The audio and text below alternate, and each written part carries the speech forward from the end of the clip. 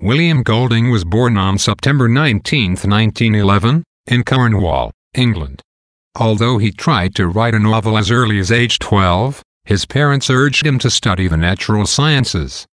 Golding followed his parents' wishes until his second year at Oxford, when he changed his focus to English literature. After graduating from Oxford, he worked briefly as a theatre actor and director, wrote poetry, and then became a school teacher. In 1940, a year after England entered World War II, Golding joined the Royal Navy, where he served in command of a rocket launcher and participated in the invasion of Normandy. Golding's experience in World War II had a profound effect on his view of humanity and the evils of which it was capable. After the war, Golding resumed teaching and started to write novels. His first and greatest success came with Lord of the Flies, 1954, which ultimately became a bestseller in both Britain and the United States after more than 20 publishers rejected it. The novel's sales enabled Golding to retire from teaching and devote himself fully to writing. Golding wrote several more novels, notably Pincher Martin, 1956, and a play, The Brass Butterfly, 1958.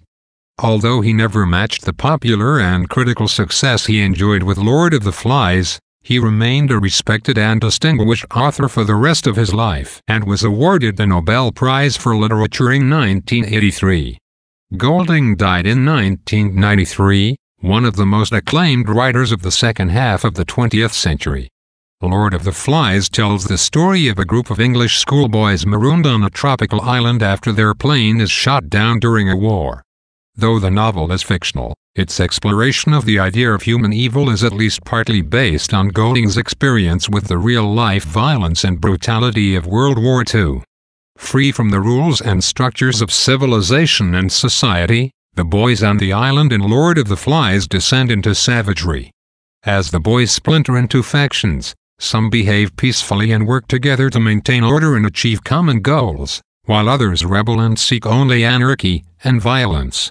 In his portrayal of the small world of the island, Golding paints a broader portrait of the fundamental human struggle between the civilizing instinct, the impulse to obey rules, behave morally, and act lawfully, and the savage instinct, the impulse to seek brute power over others, act selfishly, scorn moral rules, and indulge in violence. Golding employs a relatively straightforward writing style in Lord of the Flies, one that avoids highly poetic language, lengthy description, and philosophical interludes. Much of the novel is allegorical, meaning that the characters and objects in the novel are infused with symbolic significance that conveys the novel's central themes and ideas. In portraying the various ways in which the boys on the island adapt to their new surroundings and react to their new freedom, Golding explores the broad spectrum of ways in which humans respond to stress, change, and tension. Readers and critics have interpreted Lord of the Flies in widely varying ways over the years since its publication. During the 1950s and 1960s, many readings of the novel claimed that Lord of the Flies dramatizes the history of civilization. Some believed that the novel explores fundamental religious issues, such as original sin and the nature of good and evil.